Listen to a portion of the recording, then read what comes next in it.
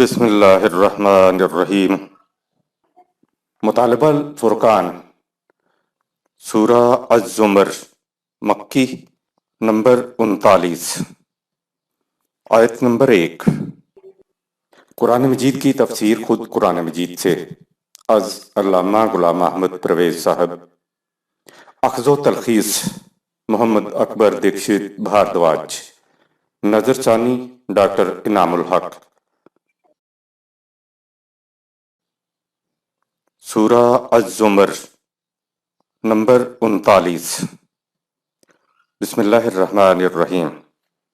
اے اللہ، میری تمام تر کوششوں کا مقصد ربوبیت عامہ کے لیے تیری صفات کو بانداز رحمانیت و رحیمیت معاشرے کے اندر ظہور میں لانا ہے۔ آیت نمبر 1۔ تنزیل الکتاب من اللہ العزیز الحکیم۔ یہ کتاب اس خدا کی طرف سے نازل ہوئی ہے جو ہر شے پر غالب ہے اور کائنات کو اپنی تدبیر کے مطابق چلائے جا رہا ہے۔ وحی کے لیے استعمال ہونے والے لفظ تنزیل کا مفہوم۔ وحی یعنی الکتاب کے لیے خدا نے تنزیل کا لفظ استعمال کیا ہے، جس کے معنی اوپر سے نازل ہونے کے ہیں، یعنی اوپر سے کسی چیز کا اندر آنا۔ تنزیل عربی زبان کے جس باب سے تعلق رکھتا ہے اس کے معنی ہے بتدریج، رفتہ رفتہ، آہستہ آہستہ کسی چیز کا اوپر سے نیچے آنا۔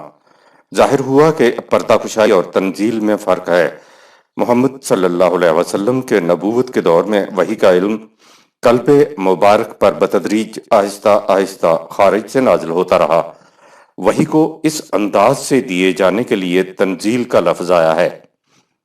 اس کا ترجمہ کسی زبان میں نہیں کیا جا سکتا، کیونکہ زبانیں تو انسانی تصورات کے اظہار کے لیے بنتی ہیں، جبکہ یہ ذریعہ علم انسانی تصور ہی سے ماورا ہے۔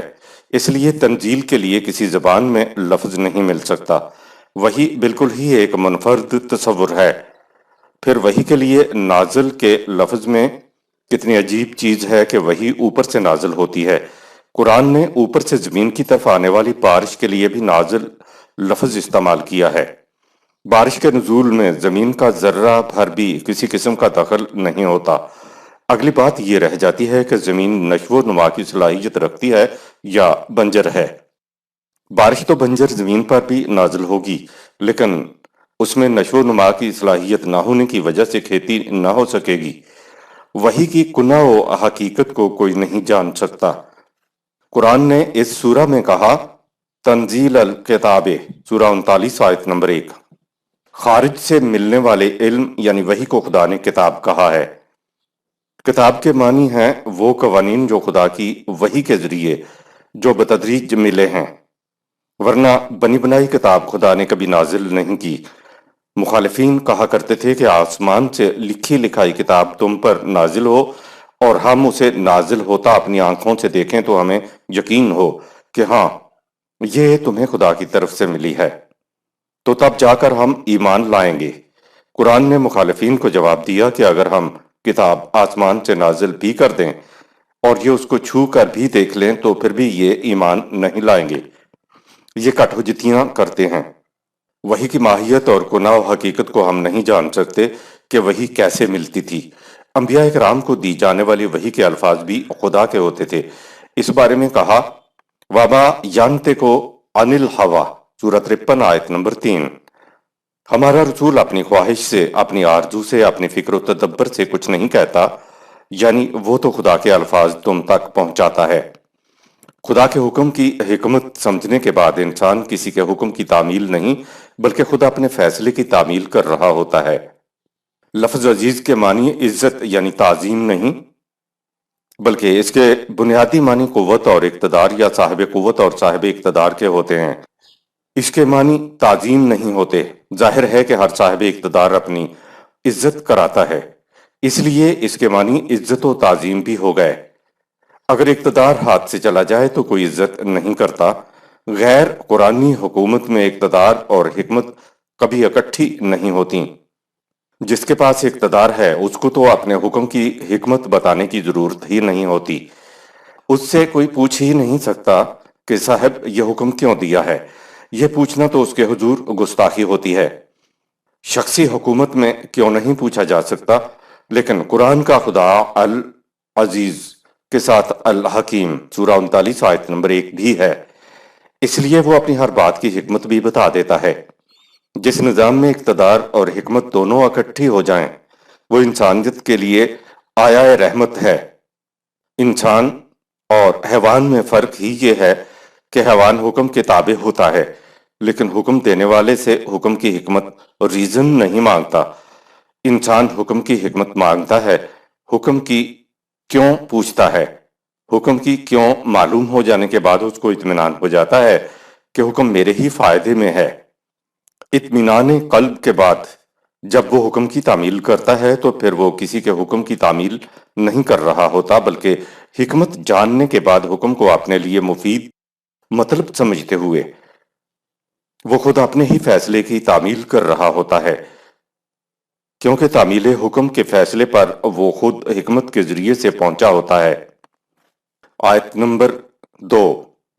اِنَّا أَنزَلْنَا إِلَيْكَ الْكِتَابَ بِالْحَقِّ فَاعْبُدِ اللَّهَ مُخْلِصًا لَهُ الدِّينَ۔ یقیناً اے رسول، ہم نے اس ضابطۂ قوانین کو تیری طرف ٹھیک ٹھیک انداز سے نازل کیا ہے، تو تم ہر طرف سے منہ موڑ کر نہایت شدومت سے اس کی اطاعت کیے چلے جاؤ۔ خدائے العزیز الحکیم کی الکتاب بالحق کی خصوصیات۔ ضابطۂ قانون تو وہی دے گا جو صاحب اقتدار ہوگا، لیکن خدا نے اپنے قوانین کے ساتھ حکمت یعنی کیوں دی وائی آف اٹ بھی دیے ہیں، تاکہ انسان کو اطمینان قلب حاصل ہو جائے کہ واقعی یہ قوانین خود اس کے اپنے لیے مفید ہیں۔ خدا نے اپنے قوانین کی علت اور ان کا مقصد سب کا سب بتا دیا ہوا ہے۔ اس کتاب کو قرآن نے بالحق سورہ 39 آیت نمبر 2 کہا ہے۔ ایک چیز تو ہوتی ہے محض ذہنی سی، جسے آپ بے لگام تخیل کی تخلیق فینٹسی کہتے ہیں۔ یہ چیز محض تصوراتی یا نظریاتی سی ہوتی ہے، عملی دنیا سے ٹھوس حقیقتوں سے اس کا کوئی تعلق نہیں ہوتا۔ عربوں کے ہاں حق کہتے ہی اس بات کو تھے جو ٹھوس اور محسوس ہو کر آپ کے سامنے اپنے ہونے کا ثبوت بہم پہنچا دے۔ کسی شے کا یا کسی بات کا محسوس انداز میں سامنے آنا حقیقت کہلاتا ہے۔ ہم تو حقیقت یا حق محض اس کو کہتے ہیں جس کو ہم نے نظری طور پر یا عقیدے کے طور پر تسلیم کر لیا ہے۔ عرب اس کو حق نہیں کہتے۔ جب کوئی نظریہ، کوئی تھیوری محسوس شکل میں سامنے آتی ہے تب عرب اس کو حق کہتے تھے۔ دیکھیے الکتاب کی کتنی خصوصیات بیان ہوتی چلی جا رہی ہیں۔ پہلے تو اس کا ذریعہ علم تنزیل بتایا، پھر بتایا کہ یہ اس کی طرف سے ہے جس کو اقتدار مطلق حاصل ہے، العزیز۔ پھر بتایا کہ اس کا چنگیزی قسم کا اقتدار نہیں ہے، بلکہ اس کا اقتدار حکمت پر مبنی ہے، الحکیم۔ اور اب اس آیت میں خصوصیت بتائی کہ یہ بالحق ہے۔ لفظ الحق کا مفہوم۔ الکتاب کو بالحق اس لیے کہا گیا ہے کہ اگر اس کی ہدایات کے مطابق انسان زندگی بسر کرے تو جو دعاوی اس نے انسانوں کے بارے میں کیے ہیں وہ سب محسوس شکل میں اسی دنیا میں سامنے آ جاتے ہیں۔ یہ ہے الحق۔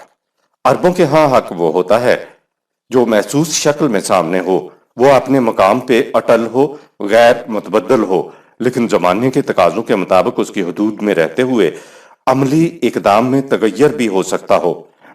وہ اٹل اور جامد کو حق نہیں کہتے۔ عرب قوم نظری یا فلسفیانہ علوم سے واقف نہ تھی، وہ سیدھی سادی قوم تھی۔ وہ زندگی کے روزمرہ کے مشاہدات و محسوسات سے الفاظ استعمال کرتی تھی۔ عرب اس چیز کو جو اپنے مقام پہ اٹل اور محکم رہے، ضرورت زمانہ کے ساتھ ساتھ ملتی جلتی بھی رہے، یعنی جامد نہ ہو، تو وہ اسے حق کہتے تھے۔ اگر کوئی شے متحرک ہے، ہلتی جلتی ہے اور متحرک ہونے کی وجہ سے اپنے مقام سے گر جائے یا ادھر ادھر ہو جائے تو وہ بھی ان کے نزدیک حق نہیں تھا۔ اگر وہ اپنے مقام پہ کھڑی ہے گرتی بھی نہیں اور ادھر ادھر بھی نہیں ہوتی، یعنی جامد ہے تو بھی وہ عربوں کے نزدیک حق نہیں ہے۔ وہ دروازے کو الحق کہتے تھے کہ یہ اپنے مقام کے اوپر کھڑا ہوتا ہے، ضرورت کے مطابق وہ بند بھی کیا جا سکتا ہے اور ضرورت کے مطابق کم یا زیادہ کھولا یا بند بھی کیا جا سکتا ہے۔ عرب محسوسات سے الفاظ اخذ کیا کرتے تھے تاکہ الفاظ کا مفہوم سمجھنے اور سمجھانے میں دقت پیش نہ آئے۔ الکتاب کو اپنے مقام پہ اٹل تو یہ کہہ کر دیا کہ لا تبدیل لکلمات اللہ، سورہ 10 آیت نمبر 64۔ انہیں کوئی بھی تبدیل نہیں کر سکتا۔ اپنے اپنے زمانوں کے مطابق ان اٹل قوانین کی حدود میں عملی قوانین یعنی اٹل قوانین کی جزیات بائی لاز بناتے چلے جائیں، تشریحات کرتے چلے جائیں۔ ان اٹل قوانین کی حدود میں رہتے ہوئے اسلامی حکومت کی باہمی مشاورت سے بنائی گئی جزیات بھی خدا کے قوانین ہی تصور کیے جائیں گے، لیکن جزیات کا درجہ غیر متبدل کا نہیں ہوگا۔ اسلامی حکومت ہر زمانے میں اپنے اپنے زمانے کے تقاضوں کے مطابق اٹل قوانین کی حدود میں رہتے ہوئے باہمی مشاورت سے عملی اقدام میں تبدیلیاں کر سکے گی۔ الحق کا مفہوم سمجھنے کے بعد اب الکتاب محسوس طور پر حق بن کر سامنے آ گئی کہ یہ دروازے کی طرح اپنے مقام پہ کھڑی ہے۔ اسلامی حکومت کے الکتاب کی حدود میں رہتے ہوئے یہ باہمی مشاورت سے کھلتی اور بند بھی ہوتی ہے، یعنی جامد نہیں ہے۔ جس شے میں یہ دو متضاد صفتیں ہوں، یعنی اپنے مقام پہ اٹل تو ہو لیکن جامد نہ ہو، تو عرب اس کو الحق کہتے تھے، اس کو دروازے سے تشبیہ دے کر الحق بولتے تھے۔ دین کا دروازہ جامد ہو تو دین مذہب بن جاتا ہے، اور سرے سے دروازہ ہی نہ ہو تو یہ سیکولرزم ہے۔ قرآن کریم کا الحق غیر تغیر پذیر ہے، یہ اپنے مقام پہ اٹل بھی ہے اور ساتھ ہی متحرک بھی ہے۔ پہلے تو دروازے کی چولوں کو چوکھٹ میں بنے سوراخوں میں پھنسا دیا جاتا تھا، اس طرح دروازہ اپنے مقام پہ قائم بھی رہتا ہے اور ساتھ ہی متحرک بھی رہتا تھا۔ اب چولوں کی جگہ قبضوں نے لے لی ہے۔ اگر قبضوں میں زنگ لگنے کی وجہ سے دروازہ جامد ہو جائے تو یہ مذہب بن جاتا ہے۔ 1000 سال پہلے بنا دروازہ جو نہ کھلتا ہے اور نہ بند ہوتا ہے اور جو اپنی جگہ پر جامد ہے، تعریفیں کی جا رہی ہیں کہ واہ صاحب کیا شاندار دروازہ ہے جو نہ کھلے اور نہ بند ہو۔ وہ دروازہ نہیں دیوار ہوتا ہے۔ اگر چوکھٹ میں دروازہ نہ ہو تو یہ سیکولرزم بن جاتا ہے، کیونکہ اس نظام میں مستقل اقدار ہوتی ہی نہیں جن کے کھلنے یا بند ہونے کا سوال پیدا ہو۔ الحق تو اپنے مقام پہ اٹل بھی ہوتا ہے اور زمانے کے تقاضوں کے مطابق کھلتا اور بند ہوتا ہے۔ الحق ثبات اور تغیر، پرماننس اینڈ چینج کا حسین امتزاج ہے۔ یہ ہے جسے دین کہا جاتا ہے، یہ ہے کتاب کا بالحق ہونا۔ الکتاب، قرآن کریم کا مقصد اور شرک کی وضاحت۔ الکتاب کا مقصد بتایا، فَاعْبُدِ اللَّهَ، سورہ 39 آیت نمبر 2۔ اللہ کے قوانین کی اطاعت اختیار کرو۔ پیچھے سے کتاب کا ذکر چلا آ رہا ہے، تو اب الکتاب کا مقصد بتانے سے ظاہر ہو گیا کہ اللہ کے قوانین کی اطاعت و محکومیت کا ذریعہ خدا کی کتاب ہے۔ اس کتاب میں خدا ہی کے دیے ہوئے قوانین ہیں۔ ان قوانین کی اطاعت کرنے کا انداز بتایا کہ مخلصاً لہ الدین، سورہ 39 آیت نمبر 2۔ مخلصانہ انداز میں اطاعت کرو خدا کے قوانین کی، یعنی سب اطاعتوں سے ہٹ کر منہ موڑ کر صرف خدا کے قوانین کی اطاعت کرو اور اطاعت میں ملاوٹ نہ کرو۔ اگر آپ کسی زمانے میں مشاورت سے بنے قوانین، جزیات یا کسی فقیہ کے بنائے قوانین کو غیر متبدل سمجھ لیں گے یا انہیں ابدیت کا درجہ دے دیں گے تو یہ انسانوں کے بنائے ہوئے قوانین کو الوہیت کا درجہ دینے کے مترادف ہوگا، اور یہ خدا کی مخلصانہ انداز میں اطاعت نہیں ہوگی بلکہ یہ شرک ہوگا۔ اگر خدا کے قوانین کے ساتھ انسانوں کے بنائے ہوئے قوانین کو بھی اطاعت میں ملا لیا جائے تو یہ بھی شرک ہو جائے گا۔ اگر آپ خدا کے قوانین کو بیچ میں لائے بغیر انسانوں کو قانون سازی کا اختیار دے دیں گے اور ان کے قوانین کی اطاعت کریں گے تو یہ سیکولرزم ہو جائے گا، جس کو کفر کہیں گے۔ الوہیت و ابدیت اور غیر متبدل ہونے کی خصوصیت صرف خدا کے قوانین کی ہے۔ اگر آپ نے انسانوں کے بنائے ہوئے قوانین کو یہ صفات دے دیں تو یہ شرک ہو گیا، یعنی آپ نے قانون بنانے والوں کو خدا بنا لیا۔ इंसानों को खुदा बना लेने का मफहूम। कुरान ने अहले किताब से कहा कि तुमने अपने अहबार और रुहबान को अंदादम मिन दूनिल्लाह बना रखा है, यानी तुमने अपने उलमा और मशाइख को खुदा बना रखा है। तो एक ईसाई जो नया नया मुसलमान हुआ था ने एतराज किया कि हम उनको खुदा तो नहीं समझते, हम उनकी परस्तश तो नहीं करते, तो कुरान ने ये क्यों कहा है? नबी अकरम सल्लल्लाहु अलैहि वसल्लम ने उससे पूछा कि क्या ये वाकया नहीं कि अहबार रुहबान जिस चीज को हलाल करार देते थे तुम उसको हलाल समझते थे, और जिसको वो हराम करार दे देते थे तुम उसको हराम समझते थे। नौ मुस्लिम ने कहा कि हाँ, बात तो यही थी। नबी अकरम सल्लल्लाहु अलैहि वसल्लम ने कहा कि यही तो खुदा बना लेना है। ये तो सिर्फ खुदा का इख्तियार है कि आप उसके हराम किए हुए को हराम और हलाल किए हुए को हलाल समझें। अगर आप इंसानों के अहकाम भी साथ मिला लेते हैं तो कहा इसी को तो खुदा बना लेना कहते हैं। यही तो शिर्क है।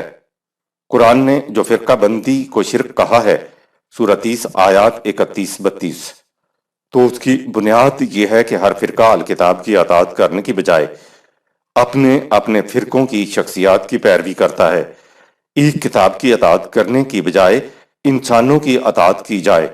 मसलन इमाम अबू हनीफा सन 8 हिजरी ता 150 हिजरी की, इमाम शाफी 150 ता 204 हिजरी, इमाम हम्बल 160 ता 240 हिजरी, इमाम मालिक की या इमाम बुखारी 194 ता 245 260 हिजरी की अताअत करे तो ये फिरके हो गए। फिरका बंदी में उम्मत एक मरकज के गिर्द जमा नहीं रहती, हर फिरके की अपनी अपनी डगर होती है, इसलिए ये शिरक है। जब तक फीकुम रसूल यानी इस्लाम की एक जिंदा अथॉरिटी उम्मत में मौजूद रहेगी, उम्मत गुमराह ना होगी, यानी उनमें फिरके नहीं बनेंगे। अथॉरिटी गलत को गलत और सही को सही कह देगी तो फिर फिरके क्यों बनेंगे?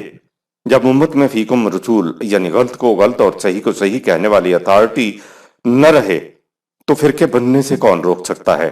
रोकने वाला ही मौजूद नहीं है। अगर फीकुम रसूल यानी अथॉरिटी हुक्म सादर फरमाए कि बाईं तरफ चलना है, दूसरा कहे कि नहीं दाईं तरफ चलना है, तो यह बगावत होगी और कोई हुकूमत इसको बर्दाश्त नहीं कर सकती। फिरका शख्सियतों के कवानीन की अताअत करने से बनता है। अगर किसी फिरका ने अपने कवानीन को अबदी करार दे लिया हुआ है तो ये शिरक है। आयत नंबर 3। ألا لله الدين الخالص والذين اتخذوا من دونه أولياء ما نعبدهم إلا ليقربونا إلى الله زلفى إن الله يحكم بينهم فيما هم فيه يختلفون إن الله لا يهدي من هو كاذب كفار۔ ऐलान कर दो कि अताअत सिर्फ कवानीन खुदाबंदी ही की होनी चाहिए, और जो लोग खुदा के कवानीन के सिवा औरों को कारसाज बनाते हैं वो कहते हैं कि हम तो उनकी परस्तिश इसलिए करते हैं कि उनके वसीला से हम खुदा के मुकर्रब बन जाएं। अल्लाह की किताब अब इनके उन मसालिक का फैसला कर देगी जो कुरान से मुख्तलिफ हैं। जो लोग इस किताब की तकजीब करें या जो कुछ हमने नाजिल किया है उसको छुपाएं, वो कभी मंजिल मकसूद तक नहीं पहुंच सकेंगे। खुदा तक पहुंचने के लिए मुर्शिद का सहारा तलाश करना गैर कुरानी तसव्वुर है। जिन्हें अहबार रुहबान कहा जाता है उनमें हमारे यहाँ अहले शरीयत के अलावा अहले तरीकत के पीर सब शामिल हैं। अहले किताब कहा करते थे कि हम उनको खुदा नहीं समझते, अलबत्ता हम तो उनको खुदा तक पहुंचने का जरिया जरूर समझते हैं। हालांकि खुदा कहता है कि जब भी मेरा बंदा मुझे पुकारता है मैं उसकी पुकार का जवाब देता हूँ, और ये कि मैं तो इंसान की शहरग से भी ज्यादा करीब हूँ। आज हम मुसलमान भी मुर्शिद को खुदा तक पहुंचने का वसीला समझते हैं। यही अहले किताब कहा करते थे ضابطۂ خداوندی آپ کے پاس ہو تو پھر وسیلے کا سوال ہی نہیں ہے۔ یہ جو اوپر آیت نمبر 2 میں کہا ہے کہ جو اطاعت خالص کے ساتھ الکتاب کی اطاعت کرتے ہیں تو کتاب ہی سے خدا کی خالص اطاعت ہوتی ہے۔ اگر کسی انسان کی آپ اطاعت کریں تو وہ خالص خداوندی اطاعت نہیں ہوگی۔ خدا کی اطاعت ذہنی سی چیز نہیں ہے، بلکہ الکتاب کی اطاعت خدا کی اطاعت ہے۔ حکومت کوئی محسوس شے نہیں ہے۔ صوبائی حکومتوں کو دیکھ لیں، مرکزی حکومت کو دیکھ لیں، وہ کسی کمرے میں کرسی پر بیٹھی ہوئی نہیں ملے گی، لیکن اس کی طرف سے حکم صادر ہوتے ہیں جن کی اطاعت کرنا ہوتی ہے۔ اس کی طرف سے سزائیں بھی ملتی ہیں۔ جس کی طرف سے سزائیں ملتی ہیں اس کا محسوس وجود ہی کوئی نہیں ہوتا۔ حکومت کی طرف سے قانون کی کتاب ہوتی ہے، قانون کی کتاب کی اطاعت حکومت کی اطاعت ہوتی ہے۔ اسی طرح خدا کی کتاب کی اطاعت غیر محسوس خدا کی اطاعت ہے۔ اگر کوئی حکومت ضابطۂ قانون نہ دے تو وہ ملوکیت کا استبداد ہوتا ہے۔ خدا استبداد کرنے سے پاک ہے، بلند ہے، بہت دور ہے، اس لیے اس نے اپنے قوانین کا ضابطہ انسانوں کو عطا کر دیا ہے۔ بھلا کتاب کے ہوتے ہوئے وسیلہ کے کیا معنی؟ ہاں، البتہ یہ ضرور ہے کہ نظام خداوندی کو چلانے والی اتھارٹی اور اس کے اولو الامر موجود ہوں جو الکتاب کے مطابق خدا کی اطاعت کا مطالبہ کریں تو ان کی اطاعت کی جائے گی۔ جہاں تک خدا تک پہنچنے کی بات ہے تو قرآن کہتا ہے وَهُوَ مَعَكُمْ أَيْنَمَا كُنتُمْ، سورہ 57 آیت نمبر 4۔ تم جہاں بھی ہوتے ہو خدا تمہارے ساتھ ہوتا ہے۔ پھر وسیلہ کی کیا ضرورت ہے؟ جب امت میں فیکم رسول یعنی فائنل اتھارٹی نہ ہو تو وسیلہ جیسے باطل عقائد ابھر آتے ہیں۔ حکم اور قانون میں فرق۔ قانون وہ ہوتا ہے جو تبدیل نہیں ہوتا۔ اپنے بنائے ہوئے قانون کی پاسداری خود خدا بھی کرتا ہے۔ لا تبدیل لکلمات اللہ، سورہ 6 آیت نمبر 34 کا یہی مفہوم ہے کہ خدا بھی اپنے قانون کی پاسداری کرتا ہے، یعنی قدرت رکھنے کے باوجود اس میں کسی قسم کی تبدیلی نہیں کرتا۔ حکم کے بارے میں یقین نہیں ہوتا کہ آئندہ بھی یہی حکم رہے گا یا تبدیل ہو جائے گا۔ مثلا میں نوکر کو صبح 10 بجے کہتا ہوں کہ جاؤ پانی لے آؤ تو یہ نوکر کے لیے میرا حکم ہے، لیکن ضروری نہیں کہ میں روز 10 بجے نوکر کو پانی لانے کو کہوں۔ 10 بجے کوئی اور بھی حکم دے سکتا ہوں، لیکن اگر میں کہوں کہ روز 10 بجے میرے لیے پانی لانا ہے، میں اپنے اس حکم پر تا حیات قائم رہوں گا اور تم بھی میرے اس حکم کی اطاعت کرنا، تو یہ حکم غیر متبدل ہو گیا اور قانون بن گیا۔ لہٰذا جو حکم غیر متبدل ہو جائے اسے قانون کہتے ہیں۔ خدا کے متعلق اپنے ہی بنائے ہوئے قوانین کی پاسداری کرنا ہمارے تصور میں نہیں آتا۔ ہمارا تو خدا کے بارے میں یہی تصور ہے کہ وہ کسی قاعدے قانون کا پابند نہیں، چاہے تو گناہگاروں کو بخش دے اور چاہے تو نیک کاروں کو پکڑ لے۔ اس کے ہاں تو بے پرواہیاں ہیں، وہ کسی کے سامنے جواب دہ نہیں ہے۔ خدا تو خود ایک جگہ قرآن میں کہتا ہے کہ اگر ہم بھی وعدہ خلافی کریں، یعنی اگر ہم بھی اپنے قانون کی پاسداری نہ کریں تو تم ہم سے پوچھ سکتے ہو۔ انسان قوانین خداوندی کی نگہداشت کرنے سے خدائی عمل میں شریک ہو جاتا ہے۔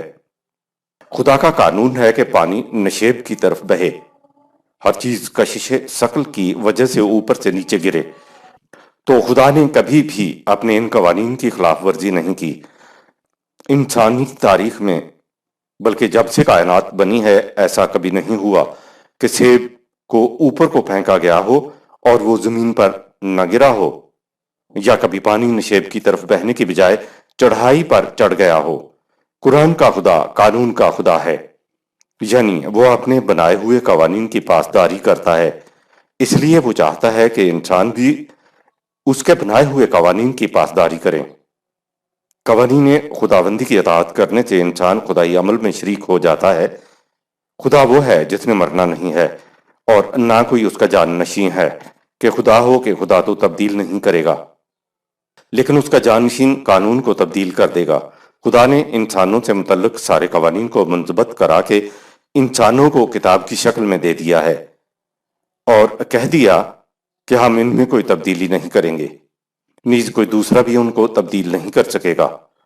اس نے قانون میں تبدیلی کرنے کے اپنے اختیارات کو خود سلب کر لیا ہے۔ کوئی ہے انسان جو اتنی پابندیاں اپنے اوپر لگا سکے؟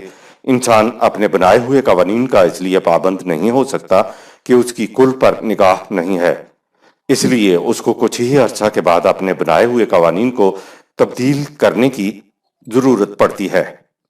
خدا کو تبدیل کرنے کی اس لیے ضرورت نہیں ہوتی کہ قانون بناتے وقت اس کی کل پر نگاہ ہوتی ہے۔ اگر آپ کو معلوم ہو کہ فلاں قوانین کبھی تبدیل نہیں ہوں گے تو کتنا اطمینان حاصل ہوتا ہے۔ اگر خدا اپنے ہی قوانین کی پاسداری نہ کرے تو کبھی سمندری جہاز تیرے اور کبھی ڈوب جائے، کبھی ہوائی جہاز اڑے اور کبھی نہ اڑ سکے۔ یہ جو سمندری جہاز کبھی کبھی ڈوب جاتے ہیں تو اس کی وجہ خدا کے قانون کا فیل ہو جانا نہیں ہے، بلکہ جب انسانی عمل طبعی قوانین سے ہم آہنگ ہونے سے رہ جاتے ہیں تو جہاز ڈوبتے ہیں۔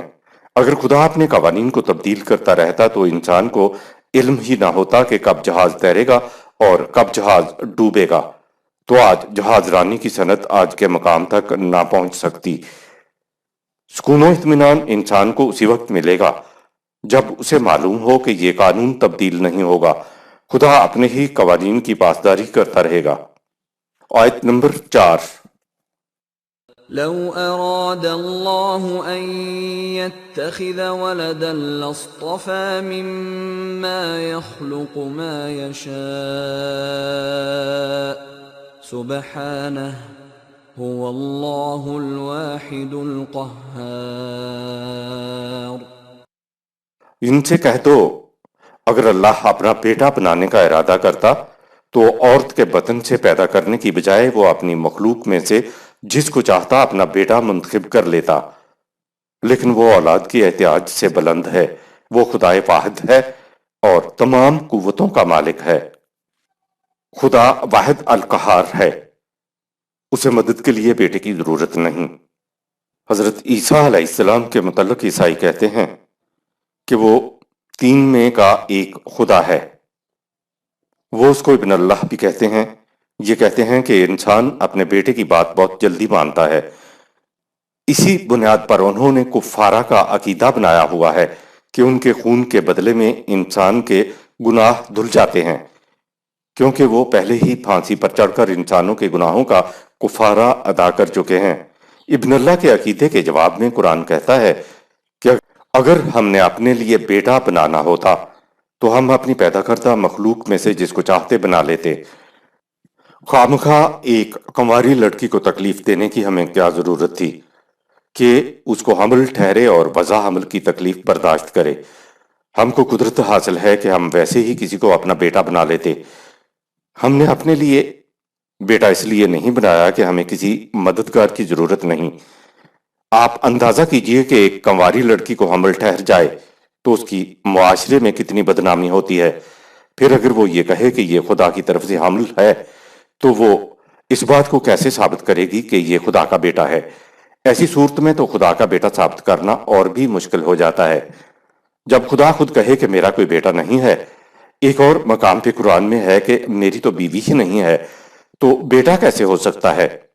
معلوم ہوا کہ بیٹا یا بیٹی پیدا کرنے کے لیے بیوی کا ہونا بہت ضروری ہے، اس کے بغیر اولاد پیدا نہیں ہو سکتی۔ یاد رہے عیسائی حضرات حضرت مریم کو خدا کی بیوی نہیں کہتے۔ ان کے عقیدے کو رد کرتے ہوئے قرآن کہتا ہے سبحانہ هو اللہ الواحد القہار، سورہ 39 آیت نمبر 4۔ وہ ان کے باطل عقیدے سے پاک ہے، بلند ہے، بہت دور ہے۔ وہ اکیلا ہی اتنی قوتوں کا مالک ہے کہ کائنات میں کوئی اس کے سامنے سرتابی نہیں کر سکتا۔ لفظ قہار لفظ قہر ہی کا مبالغہ سپرلیٹو کا صیغہ ہے۔ قہر کے معنی غلبہ اور قوت کے ہوتے ہیں۔ اگر قانون کے پیچھے قوت نافذہ نہ ہو تو قانون شکنی کرنے والوں کی گرفت کیسے ہوگی؟ قوت نافذہ ہی کو قہر کہتے ہیں۔ قوت دیکھنی ہے تو حکم کی تعمیل ہو رہی ہے یا نہیں۔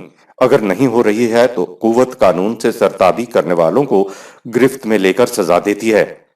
قانون کے ساتھ قہاریت کا ہونا بہت ضروری چیز ہے۔ اگر یہ نہ ہو تو قانون تو بیچارہ محض واز بن کے رہ جاتا ہے اور معاشرے میں لاقانونیت پھیل جاتی ہے۔ کہا کہ وہ ایسا قہار ہے، وہ اتنی قوتوں کا مالک ہے کہ اس اکیلے ہی نے کائنات اور جو کچھ اس کے اندر ہے کو بنا دیا۔ آیت نمبر 5۔ خلق السماوات والأرض بالحق يكور الليل على النهار ويكور النهار على الليل وسخر الشمس والقمر كل يجري لأجل مسمى ألا هو العزيز الغفار۔ اس نے کائنات کو ٹھیک ٹھیک انداز سے تعمیری نتائج مرتب کرنے کی خاطر پیدا کیا ہے۔ وہ اپنے قانون کی روح سے رات کو دن کے اوپر لپیٹتا جاتا ہے اور دن کو رات کے اوپر، اور اس نے سورج اور چاند کو اپنے قوانین کی زنجیروں میں جکڑ رکھا ہے۔ اجرام فلکی میں سے ہر ایک مدت معینہ تک کے لیے اپنے اپنے راستے پر چلا جا رہا ہے۔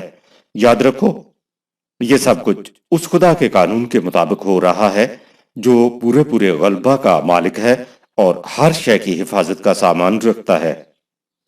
کائنات میں پایا جانے والا ہر قانون غیر متبدل بھی ہے اور متحرک بھی ہے۔ اوپر الحق یا بالحق کی تشریح میں دو متضاد صفتوں کا ذکر ہوا تھا کہ حق اپنے مقام پر قائم بھی ہوتا ہے اور ساتھ ساتھ اس میں تغیر بھی آتا رہتا ہے تاکہ وہ جامد نہ ہو جائے۔ کائنات کو بالحق تخلیق کرنے کا مطلب یہ ہے کہ اس کائنات میں جاری و ساری قانون تو غیر متبدل ہے، لیکن تغیر کی صورت یہ ہے کہ اگر قیامت تک دن ہی دن ہو یا رات ہی رات ہوتی یا سارے سال ایک جیسے موسم ایک جیسی ہوائیں ہوتی تو انسان کی زندگی کتنی بور ہوتی۔ اگر یہ تغیرات نہ ہوں تو کائنات بامقصد رہتی ہی نہیں۔ قانون فطرت تو غیر متبدل ہے، لیکن اس کے اندر دیکھیے یہ تبدیلیاں اور تغیرات کیسے آتے چلے جاتے ہیں۔ کائنات کو بالحق کہنے کے بعد وہ مثال پیش کی جس کا ہم روز مشاہدہ کرتے ہیں۔ رات اور دن کے ظہور میں بھی خدا نے ثبات اور تغیر کو بیان کیا ہے۔ یکورو کہتے ہیں پگڑی باندھنے کو۔ اس میں ہوتا یہ ہے کہ جس سر پر پگڑی باندھی جا رہی ہے وہ تو ایک جگہ پر ثبات میں رہتا ہے، تو یہ ہوا ثبات، لیکن پگڑی کے لپیٹ سر کے گرد چکر لگاتے ہیں، یہ ہو گیا تغیر۔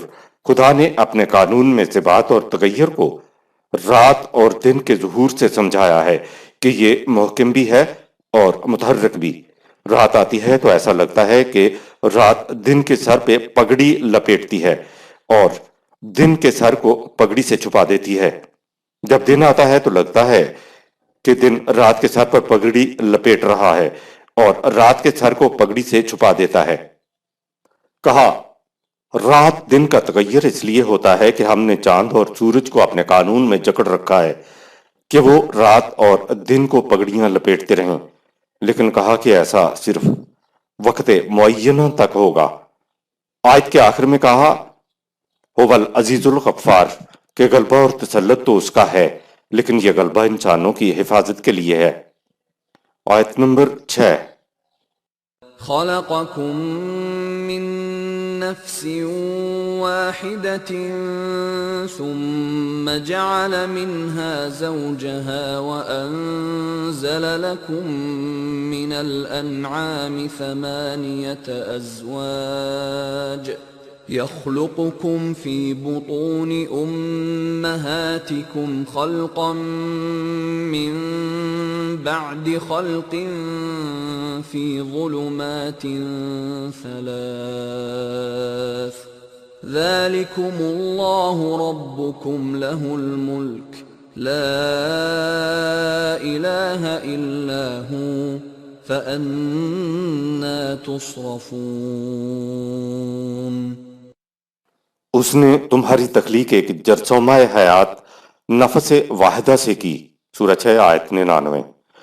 پھر اسی جنس کا ایک حصہ نر اور دوسرا حصہ مادہ بن گیا، اور اس نے تمہارے لیے مویشیوں کی 8 قسمیں بنائیں، یعنی اونٹ، گائے، بھیڑ، بکری کے نر و مادہ، سورہ 6 آیات 144 تا 146۔ وہ ماؤں کے پیٹوں میں 3 پردوں کی تاریکیوں کے اندر مختلف تخلیقی تبدیلیوں سے گزار کر پیدا کرتا ہے۔ یہ ہے تمہارا اللہ جس کے نظام ربوبیت کے مطابق رحم مادر میں تمہاری نشو و نما ہوتی رہتی ہے۔ کائنات میں تمام اقتدار و اختیار اسی کا ہے، اس کے سوا کسی اور کو اقتدار حاصل نہیں۔ اے لوگو، خدا کے قوانین سے منہ موڑ کر تم کدھر بھٹکے جا رہے ہو؟ انسان تخلیقی مراحل کو تو سمجھ سکتا ہے، لیکن جس قانون کے تحت تخلیق ہوتی ہے یہ اس قانون کو بنا نہیں سکتا۔ وَأَنزَلَ لَكُم مِّنَ الْأَنْعَامِ ثَمَانِيَةَ أَزْوَاجٍ سورہ 39 آیت نمبر 6۔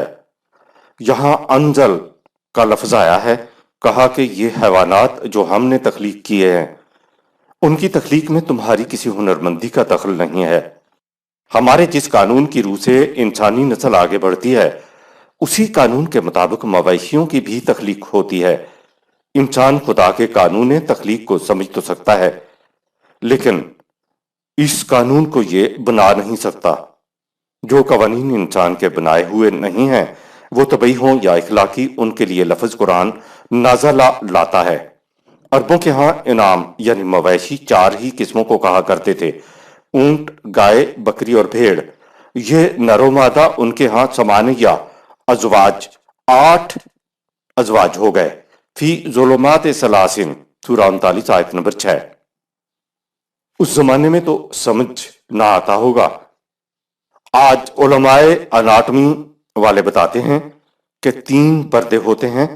ایک تو پیٹ جو ہم سب کو نظر آتا ہے، دوسرا پردہ ہے رحم مادر، اور تیسرا پردہ وہ جھلی ہے جس کے اندر بچہ پرورش پاتا ہے۔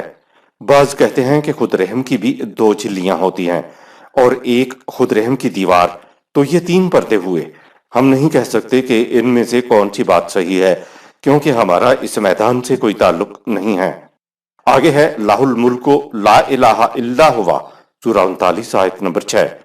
بادشاہت، ملوکیت اور اقتدار صرف اسی کے لیے ہے، اس کے سوا کسی کا اقتدار نہیں ہے۔ سارے انسان تو ایک ہی جیسے مراحل سے گزر کر پیدا ہوتے ہیں، تو پھر ایک انسان کو کیسے حق ہو سکتا ہے کہ وہ دوسرے انسانوں پر اپنا حکم چلائے؟ آیت نمبر 7۔ إن تكفروا فإن الله غني عنكم ولا يرضى لعباده الكفر وإن تشكروا يرضه لكم ولا تزر وازرة وزر أخرى ثم إلى ربكم مرجعكم فينبئكم بما كنتم تعملون إنه عليم بذات الصدور۔ اگر تم قوانین خداوندی سے سرکشی برتو گے تو وہ تو تمہاری اطاعتوں سے بے نیاز ہے، اور وہ قوانین خداوندی سے ہٹ کر زندگی بسر کرنے کو اپنے بندوں کے لیے تجویز نہیں کرتا۔ اگر تم خدا کے قوانین کے مطابق زندگی بسر کرو گے تو یہ وہ روش ہے جسے وہ تمہارے لیے تجویز کرتا ہے، اور کوئی شخص کسی دوسرے کا بوجھ نہیں اٹھائے گا، یعنی ہر شخص اپنے اعمال کا نتیجہ خود بھگتتا ہے۔ یہ بھی یاد رہے کہ تمہارا ہر قدم اسی کے قانون مکافات کے نتائج کی طرف اٹھ رہا ہے، اس لیے تمہارے نہ صرف محسوس عمل کا نتیجہ بلکہ تمہارے سینوں میں پوشیدہ خیالات اور ارادوں کے نتائج بھی تمہارے سامنے آ کر رہیں گے۔ خدا خوش ہونے اور ناراض ہونے والے انسانی جذبات سے پاک ہے۔ وَلَا يَرْضَىٰ لِعِبَادِهِ الْكُفْرَ سورہ 39 آیت نمبر 7۔ عمومی ترجمہ تو یہی ہے کہ اور اللہ اپنے بندوں کے کفر کے رویے کو پسند نہیں کرتا۔ یہ پسند، ناپسند اور خوش ہونا اور ناراض ہونا تو انسانی جذبات ہیں۔ خدا تمام انسانی جذبات سے پاک ہے۔ ہمارے نزدیک اس کا مفہوم یہ ہوگا کہ اور وہ قوانین خداوندی سے ہٹ کر زندگی بسر کرنے کو اپنے بندوں کے لیے تجویز نہیں کرتا۔ وہ کہتا ہے کہ ہم تو غنی عن العالمین ہیں، ہم نہ خوش ہوتے ہیں اور نہ ناراض ہوتے ہیں، اسی طرح ہم نہ کچھ پسند کرتے ہیں اور نہ کچھ ناپسند کرتے ہیں۔ بہرحال اگر تم خدا کے قوانین کے مطابق زندگی بسر کرو گے تو یہ وہ روش ہے جسے وہ تمہارے لیے تجویز کرتا ہے۔ خدا جب کہتا ہے کہ کفر کی روش اختیار نہ کرو یا اسی قسم کی بات کرتا ہے تو خدا یہ اپنے لیے نہیں کہتا۔ الفاظ آئے ہیں یرزاہ لکم، سورہ 39 آیت نمبر 7، یہ تمہارے لیے تجویز کیا ہے، ہمارا نہ تو کچھ بگڑتا ہے اور نہ کچھ سنورتا ہے۔ اگر حکیم کہتا ہے کہ سنکھیا نہ کھاؤ تو اس میں حکیم کا کوئی فائدہ نہیں ہے، یہ تو اسی شخص کا فائدہ ہے جسے کہا جا رہا ہے اگر آپ سنکھیا نہیں کھاتے تو یہ نہیں ہے۔ اگر آپ نے حکیم صاحب کو خوش کر دیا، آپ نے خود اپنی زندگی کا سامان بہم پہنچایا ہے، کھا لیا تو یہ نہیں ہے کہ حکیم ناراض ہوگا، ہاں یہ ہے کہ کھا لیا تو آپ مر جائیں گے۔ خدا کہتا ہے کہ قانون خداوندی کے مطابق زندگی بسر کرنے کے لیے ہم اس لیے کہہ رہے ہیں کہ ہمارے قوانین کے مطابق ایک ایسا نظام قائم ہو جائے گا جس میں کوئی بوجھ اٹھانے والا کسی دوسرے کا بوجھ نہیں اٹھاتا۔ اس نظام میں انسان کو بقدر اس کی محنت کے ملے گا، سورہ 53 آیت نمبر 39۔ اگر ہمارے قوانین کے مطابق نظام نہیں ہوگا تو ہر بالادست تم پر اپنا بوجھ لاد دے گا۔ ہم جو کچھ تجویز کر رہے ہیں وہ لکم، سورہ 39 آیت نمبر 7، تمہارے ہی لیے ہے، ہمارے لیے نہیں ہے۔ آیت نمبر 8۔ وَإِذَا مَسَّ الْإِنسَانَ ضُرٌّ دَعَا رَبَّهُ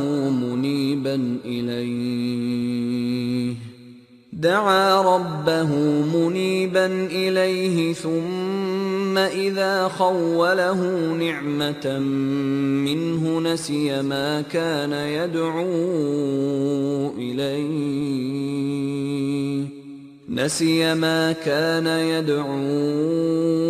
إِلَيْهِ مِن قَبْلُ وَجَعَلَ لِلَّهِ أَندَادًا لِّيُضِلَّ عَن سَبِيلِهِ قُلْ تَمَتَّعْ بِكُفْرِكَ قَلِيلًا إِنَّكَ مِنْ أَصْحَابِ النَّارِ۔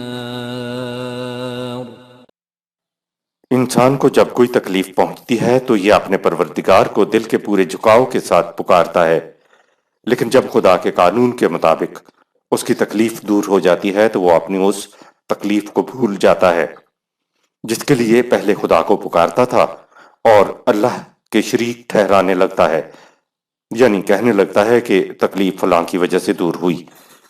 اس طرح وہ خود تو گمراہ ہوتا ہے اور دوسروں کو بھی گمراہ کرتا ہے۔ کہہ دو تم اپنے کفر کی زندگی میں کچھ وقت کے لیے سامان زیست سے فائدہ اٹھا لو، پھر تم دوزخ والوں میں سے بننے والے ہو۔ آیت نمبر 9۔ أَمَّنْ هُوَ قَانِتٌ آنَاءَ اللَّيْلِ سَاجِدًا وَقَائِمًا يَحْذَرُ الْآخِرَةَ وَيَرْجُو رَحْمَةَ رَبِّهِ قُلْ هَلْ يَسْتَوِي الَّذِينَ يَعْلَمُونَ وَالَّذِينَ لَا يَعْلَمُونَ انما يتذکر اولو الالباب۔ کیا جو شخص اپنی تمام تر صلاحیتوں کو نظام خداوندی کے لیے وقف کیے رکھتا ہے، دن بھر کی مصروفیات کے باوجود اندر ضرورت وہ راتوں کو بھی اس کے قوانین کی اطاعت میں کھڑا اور جھکا کوشاں رہتا ہے، اور آخرت کے برے انجام سے ڈرتے ہوئے اعمال صالحہ کرتا ہے اور اپنے رب کی رحمت کا امیدوار ہے، بھلا اس شخص کے برابر ہو جائے گا جو ان صفات سے عاری ہے؟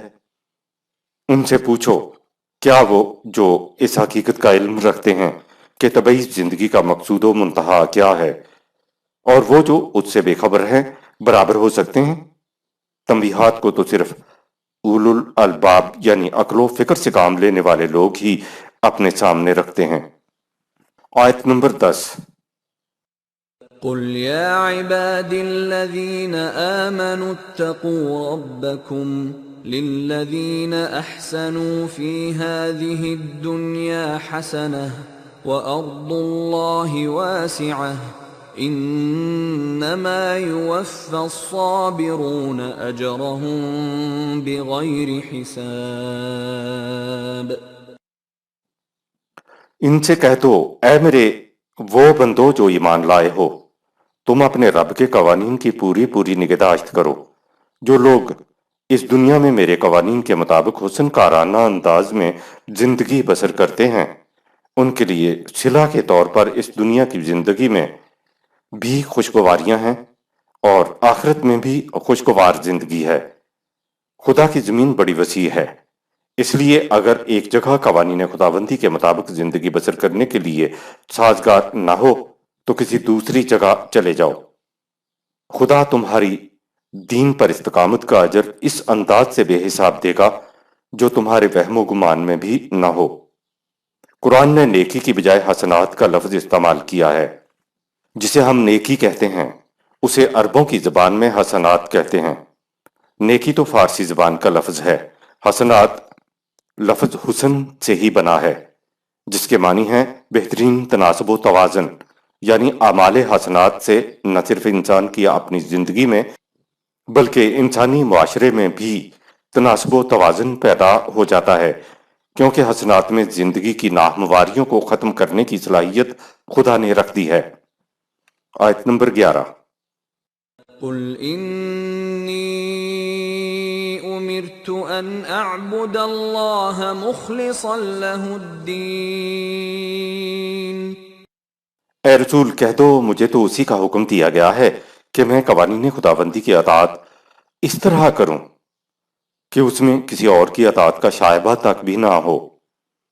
قرآن خدا کی پرستش کی بجائے خدا کے قوانین کی اطاعت سے روشناس کراتا ہے۔ عبداللہ کا عمومی ترجمہ ہے اللہ کی پرستش کرنے والا۔ بات پرستش کی نہیں ہے۔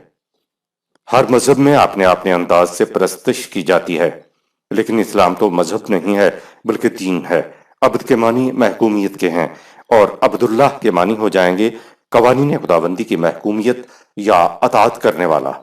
خدا کے قوانین کی اطاعت کا انداز یہ بتایا گیا ہے کہ اس میں کسی اور کی اطاعت اور فرما پذیری کا شائبہ تک بھی نہ ہو۔ اگر کسی اور کی اطاعت بھی شامل ہو جائے گی تو یہ شرک ہو جائے گا۔ دین کے معنی اطاعت کے ہوتے ہیں۔ کتاب الاشتقاق میں دین کے معنی اطاعت، روش اور ملت کے ہیں۔ نیز تاج العروس میں اور پطرس بستانی کی محیط المحیط میں لکھا ہے کہ یہ لفظ اطاعت اور فرما پذیری کے معنوں میں بھی استعمال ہوتا ہے۔ اگر عابد کے معنی پرستش کرنا ہوتے تو پھر آگے لہ الدین یعنی اطاعت کہنے کی ضرورت ہی نہ تھی۔ یاد رہے کہ پرستش خدا کی بھی جائز نہیں، کیونکہ وہ ہمارے سامنے نہیں آتا کہ ہم اس کی پرستش کر سکیں۔ ہمارا تعلق خدا کے ساتھ اس کے قوانین کے ذریعے ہے، لہٰذا قوانین کی پرستش نہیں کی جاتی بلکہ ان کی اطاعت کی جاتی ہے۔ اس بنا پر ہم کہتے ہیں کہ خدا کی پرستش جائز نہیں۔ کچھ جائز ہے تو وہ اس کے قوانین کی اطاعت ہے اور بس۔ آیت نمبر 12۔ وَأُمِرْتُ لِأَنْ أَكُونَ أَوَّلَ الْمُسْلِمِينَ۔ اور مجھے حکم ملا ہے کہ میں سب سے پہلے قوانین خداوندی کی اطاعت کے لیے سر تسلیم خم کر کے جماعت مومنین کا پہلا فرد بن جاؤں۔ دین کا مقصد جماعت سازی ہے تاکہ دین اللہ کو قائم کیا جا سکے۔ اول المسلمین سورہ 39 آیت نمبر 12۔ ہم کہتے ہیں کہ یہ مرغی کا پہلا انڈا ہے، یا یہ ملک کا پہلا صدر ہے، یا آج یہ پہلا ووٹ پڑا، تو اس کے معنی ہوتے ہیں کہ انڈا، صدر اور ووٹ ان کے بعد اور بھی آئیں گے۔ قرآن رسول کی زبان سے کہواتا ہے کہ میں پہلا مسلمان ہوں یا میں سب سے پہلا سر تسلیم خم کرنے والوں میں سے ہوں، تو اس کا مطلب ہے کہ اس کے بعد بھی تسلیم خم کرنے والے آئیں گے۔ اول المسلمین سے ظاہر ہوا کہ ہر رسول کا بنیادی مقصد اور پہلا فریضہ جماعت سازی ہوتا تھا، تبھی تو وہ جماعت کا پہلا فرد اپنے آپ کو کہتا تھا۔ اگر جماعت سازی نہ کرنا ہوتی تو رسول اپنے آپ کو اول المسلمین نہ کہتا۔ جب پہلے ہی دن سے جماعت سازی کا حکم ہے تو اسلام انفرادی شے کہاں رہا؟ یہ تو اجتماعی دین ہوا۔ ایک اور مقام پہ ہے ہوا سماءکم المسلمین سورہ 22 آیت نمبر 78۔ اس نے تمہارا نام مسلمان یعنی قوانین خداوندی کے سامنے سر تسلیم خم کرنے والا رکھا۔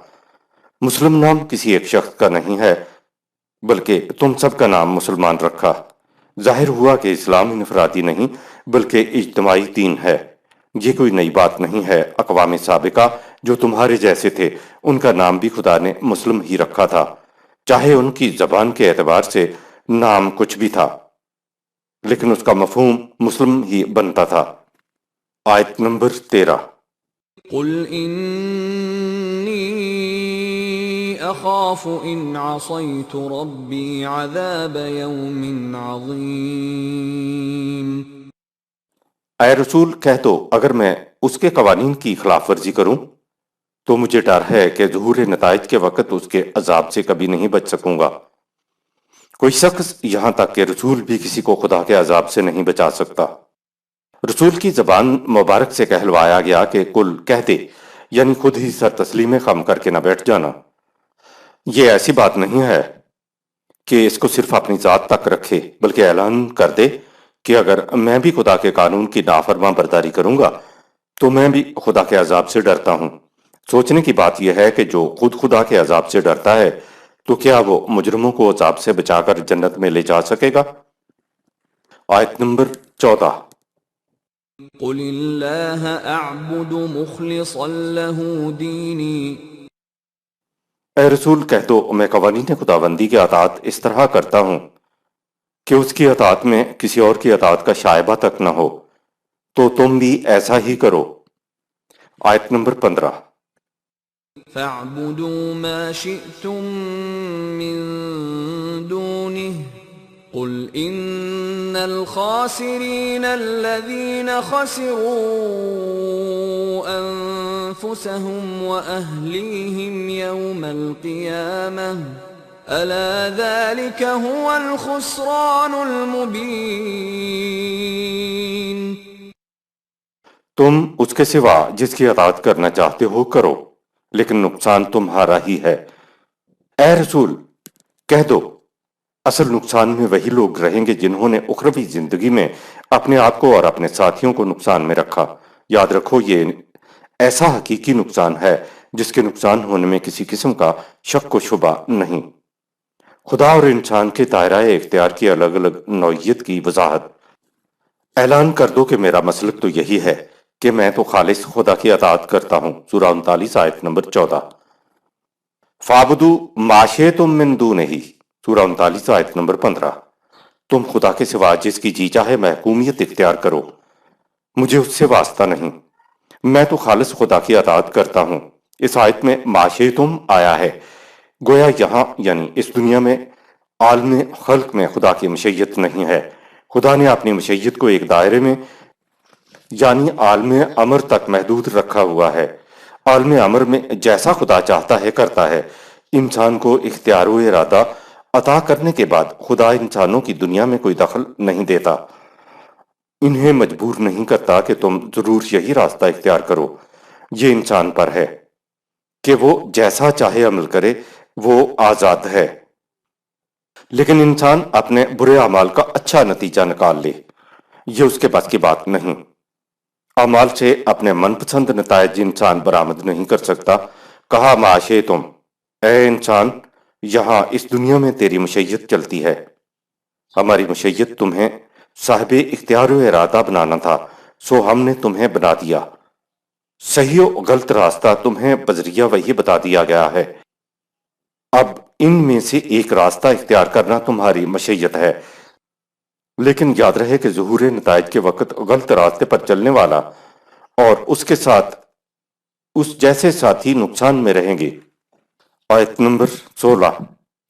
لهم من فوقهم ظلل من النار ومن تحتهم ظلل ذلك يخوف الله به عباده يا عباد فاتقون۔ ایسے لوگوں کی زندگی کی صورت کو یوں سمجھو کہ اوپر سے بھی راکھ کر دینے والے شعلے برسیں گے اور نیچے سے بھی۔ یہ ایسی تباہی ہے جس سے اللہ اپنے بندوں کو آگاہ کرتا ہے اور کہتا ہے کہ اے میرے بندو، تم اس تباہی سے بچنے کے لیے میرے قوانین کی نگہداشت کرو۔ اوپر سے عذاب۔ قرآن کریم نے اسی دنیا میں 3 قسم کے عذاب کا ذکر سورۃ الانعام کی آیت 65 میں کیا ہے۔ پہلی قسم ہے اوپر سے عذاب۔ یہ صاحب اقتدار طبقہ یعنی اوپر کا طبقہ ہوتا ہے۔ کیفیت یہ ہوتی ہے کہ یہ صاحب اقتدار طبقہ نیچے والے طبقے پر عذاب و تباہی لے آتا ہے۔ اس کی بہت سی قسمیں ہو سکتی ہیں۔ نیچے سے عذاب: جب نیچے والا طبقہ اوپر والوں کے ظلموں سے تنگ پڑ جاتا ہے تو روندے جانے والے کچلے جانے والے لوگ اٹھ کھڑے ہوتے ہیں اور اوپر والے طبقے پر نیچے والوں کے ہاتھوں سے عذاب آ جاتا ہے۔ خانہ جنگی کا عذاب: صاحب اقتدار یا مذہبی پیشوا عوام کو مختلف پارٹیوں میں تقسیم کر دیتے ہیں، ان کو اپنی اشتعال انگیز تقاریر سے بھڑکاتے ہیں۔ مختلف پارٹیاں ایک دوسرے سے نبرد آزما ہو جاتی ہیں، جس سے بہت زیادہ خون خرابہ ہو جاتا ہے اور جو سال ہا سال پر محیط ہوتا ہے۔ آیت نمبر 17۔ والذين اجتنبوا الطاغوت أن يعبدوها وأنابوا إلى الله لهم البشرى فبشر عباد۔ اور جو لوگ غیر خداوندی قوتوں کی اطاعت کرنے سے دور رہے اور ہر قدم پر قوانین خداوندی کی طرف رجوع کرتے رہے تو اے رسول میرے ایسے بندوں کو خوشگوار زندگی کی خوشخبری پہنچا دو۔ آیت نمبر 18۔ الذين يستمعون القول فيتبعون احسنه اولئك الذين هداهم الله واولئك هم اولو الالباب۔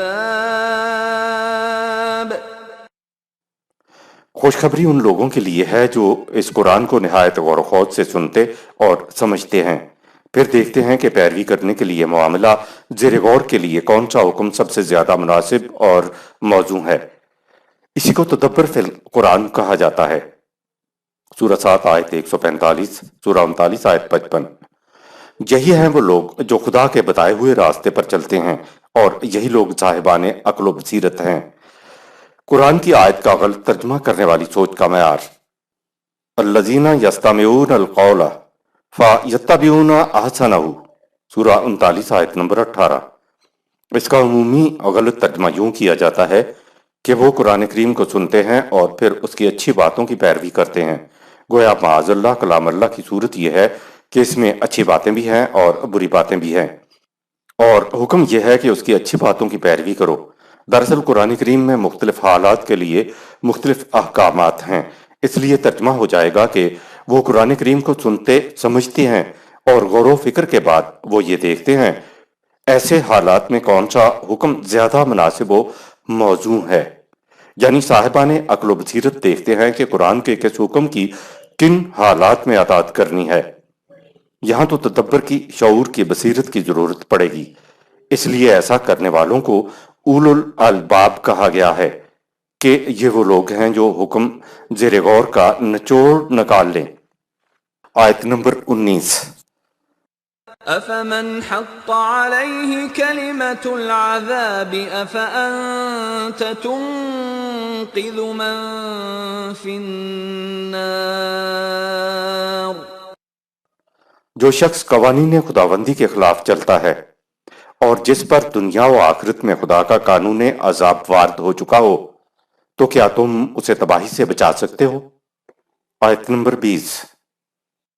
لكن الذين اتقوا ربهم لهم غرف من فوقها غرف مبنية تجري من تحتها الأنهار وعد الله لا يخلف الله الميعاد۔ لیکن جو اپنے رب کے قوانین کی نگہداشت کرتے ہیں ان کے لیے زندگی کی کشادگیاں، فراوانیاں، بلندیاں اور سرفرازیاں ہیں۔ جوں جوں وہ انسانی زندگی کی ارتقائی منازل طے کرتے چلے جاتے ہیں توں ان کی خوشگواریوں، فراوانیوں اور سرفرازیوں میں اضافہ ہوتا چلا جاتا ہے۔ ان کے حسن عمل کی شادابیوں میں کبھی کمی نہیں آئے گی۔ یہ اللہ کا حتمی وعدہ، قانون ہے۔ اللہ کے وعدے قانون کے خلاف کچھ نہیں ہو سکتا۔ خدا کے وعدے سے مراد خدا کا غیر متبدل قانون ہوتا ہے۔ وعد اللہ لا یخلف اللہ المیعاد، سورہ 39 آیت نمبر 20۔ خدا اپنے وعدے کی کبھی خلاف ورزی نہیں کرتا، سے مراد خدا کا قانون ہوتا ہے کہ وہ اپنے قانون کے خلاف نہیں کرتا۔ اس کا ہر وعدہ قانون اٹل ہے اور پورا ہو کر رہتا ہے۔ لا تبدیل لکلمات اللہ، سورہ 10 آیت 64۔ خدا اپنے قوانین میں کبھی تغیر و تبدل نہیں کرتا۔ وہ حکم جو غیر متبدل ہو جائے اسے قانون کہتے ہیں۔ جس کو خدا نے کہا ہمارا وعدہ، تو اس کو آج کی اصطلاح میں قانون کہتے ہیں۔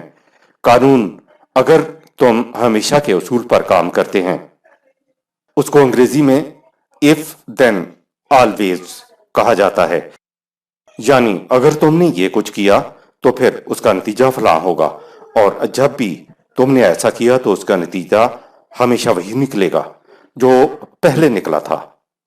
خدا کے قوانین دو قسم کے ہوتے ہیں۔ ایک تو طبعی قوانین ہیں جو از خود جاری و ساری ہیں اور اپنا لازمی نتیجہ برآمد کرتے رہتے ہیں، کیونکہ کائنات کو اختیار و ارادہ نہیں عطا کیا گیا ہے، اس لیے یہ مجبور محض ہے۔ خدا کے دوسرے قوانین کو اخلاقی قوانین کہتے ہیں، جو اب صرف قرآن میں درج ہیں۔ انسان کے اختیار و ارادے کے سبب یہ قوانین طبعی قوانین کی طرح از خود اپنے نتائج برآمد نہیں کرتے۔ ان قوانین کو انسانوں نے اپنے معاشرے میں ایک نظام قائم کر کے نافذ کرنا ہوتا ہے، کیونکہ خدا کے قوانین محکم، مستقل، ابدی اور غیر متبدل ہیں۔ اس لیے برضا و رغبت انسانی معاشرے میں ان کے نفاذ کے بعد یہ قوانین بھی طبعی قوانین کی طرح اپنا لازمی نتیجہ اسی دنیا میں برآمد کرنے لگتے ہیں۔ چونکہ زندگی موت کے بعد بھی ہے، اس لیے فائنل نتائج اخروی زندگی میں نکلیں گے۔ اگلی آیت میں خدا اپنے قانون کی اثر پذیری کو بارش اور اس سے پیدا ہونے والی کھیتیاں، پھر کھیتی کے پکنے کی محسوس مثال کو ثبوت میں پیش کیا ہے کہ دیکھو ہمارا قانون کتنا مؤثر ہے۔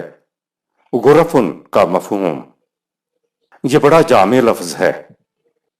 عربوں کے ہاں زندگی کا ایسا نقشہ جس میں فراوانیاں ہوں، شادابیاں ہوں اور سرفرازیاں بھی ہوں، تو ایسی زندگی کو غرفن کہہ کر پکارتے تھے۔ تجری من تحتہا الانہار، سورہ 39 آیت نمبر 20۔ قرآن کریم میں جہاں یہ الفاظ آتے ہیں تو یہ سرسبز و شاداب زندگی کی طرف اشارہ ہوتا ہے، کیونکہ جہاں رواں دواں چشموں کا پانی ہو وہاں کی زمین سرسبز و شاداب ہوتی ہے۔ آیت نمبر 21۔ ألم تر أن الله أنزل من السماء ماء فسلكه ينابيع في الأرض ثم يخرج به زرعا مختلفا ألوانه ثم يهيج فتراه مصفرا ثم يجعله حطاما إن في ذلك لذكرى لأولي الألباب۔ خدا کے قانون ربوبیت کو سمجھنے کے لیے کیا تم دیکھتے نہیں ہو کہ اللہ اپنے قانون کے مطابق بادلوں سے بارش برساتا ہے، جس سے زمین میں ندی نالے بہہ نکلتے ہیں، پھر اس پانی سے اس کے قانون کی روح سے رنگا رنگ کی کھیتیاں اگتی ہیں، پھر پکنے پر کھیتیاں زرد ہو کر خشک ہونے لگتی ہیں، پھر ان کو ریزہ ریزہ کر کے اس میں سے دانے نکال لیے جاتے ہیں۔ ربوبیت کے اس کائناتی نظام میں یقیناً صاحبان عقل و بصیرت کے لیے سوچنے اور سمجھنے کی بڑی بڑی نشانیاں ہیں۔ آیت نمبر 22۔ أفمن شرح الله صدره للإسلام فهو على نور من ربه فويل للقاسية قلوبهم من ذكر الله أولئك في ضلال مبين۔ سو جس کا سینہ غور و فکر کرنے کے بعد اسلام کے لیے کھل جائے اور وہ اپنے رب کی عطا کردہ وحی کی روشنی میں زندگی بسر کرے، تو کیا وہ اس کے برابر ہو جائے گا؟ جس کا دل قانون خداوندی کی قبولیت کے لیے پتھر جیسا سخت ہو چکا ہو، یہ لوگ کھلی گمراہی میں ہیں اور ان کے لیے تباہی اور بربادی ہے۔ طبعی قوانین کے مؤثرات پر غور و فکر کرنے سے اخلاقی قوانین کی قبولیت کے لیے انسان کا سینہ کشادہ ہو جاتا ہے۔ اخلاقی قوانین یعنی اسلام کے لیے سینے میں کشاد پیدا کرنے کا طریقہ یہ ہے کہ انسان قوانین فطرت پر غور و فکر کرے تو اس کا سینہ اسلام کے لیے کھل جاتا ہے۔ وہ اس طرح کے غور و فکر کے بعد انسان اس نتیجہ پر پہنچتا ہے کہ خدا کے طبعی قوانین جب نتیجہ خیزی میں اٹل ہیں تو خدا ہی کے بنائے ہوئے اخلاقی قوانین بھی نتیجہ خیزی میں اٹل ہوں گے۔ کائنات کا نظام طبعی قوانین پر مجبوراً کار فرما ہونے کی وجہ سے جس خوش اسلوبی کے ساتھ رواں دواں ہے، اسی طرح اگر خدا کے بنائے ہوئے اخلاقی قوانین کو انسانی معاشرہ میں برضا و رغبت نافذ کیا جائے تو ان کے بھی ویسے ہی اٹل نتائج برآمد ہوں گے۔ جو لوگ اس طرح عقل و بصیرت کی روح سے خدا کے قوانین کی اٹل نتیجہ خیزی پر پہنچتے ہیں تو ان کے لیے کہا فَهُوَ عَلَى نُورٍ مِّن رَبِّهِ سورہ 39 آیت نمبر 22، تو وہ اللہ کی ہدایت کی روشنی میں ہیں۔ اسلام کے لیے دل میں کشاد پیدا کرنے کے لیے پہلی ضروری چیز عقل و فکر سے کام لے کر مشاہدات فطرت پر غور کرنا ہے۔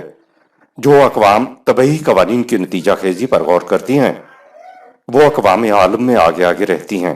اگر یہ اقوام اخلاقی قوانین کی طرف نہیں آتی تو پھر بھی انہوں نے طبعی قوانین کی تسخیر ہی سے اپنی دنیاوی زندگی کو آسودہ بنا لیا ہوا ہے۔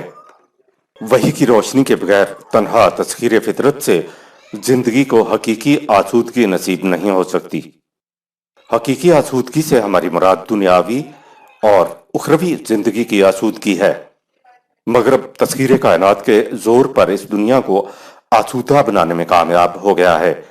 انہیں معلوم ہے کہ خدا کے بنائے ہوئے قوانین نتیجہ خیزی میں اٹل ہیں، لیکن یہ اخلاقی قوانین کی طرف ابھی تک نہیں آئے۔ اس کی وجہ یہ ہے کہ یہ اخروی زندگی پر ایمان نہیں رکھتے۔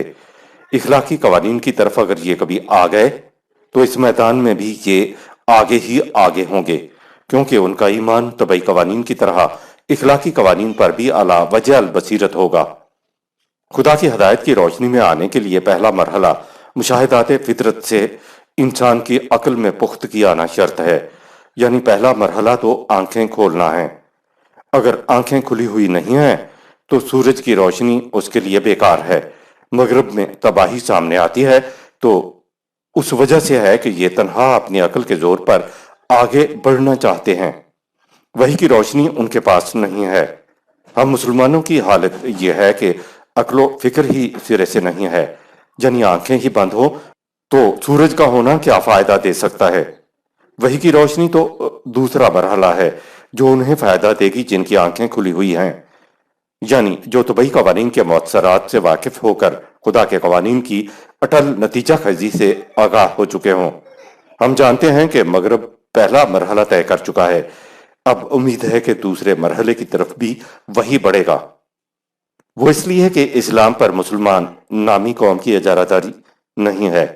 جو بھی پہلے مرحلے کے بعد دوسرے مرحلے کی طرف بڑھے گا اخلاقی قوانین نتیجہ برآمد کرنے سے انکار نہیں کریں گے۔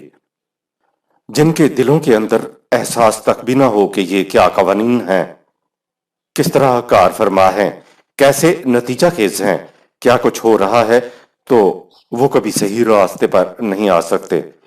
اس لیے کہا ضلال مبین سورہ 39 آیت نمبر 22، یہ کھلی گمراہی کے اندر ہیں۔ صدق اللہ العظیم۔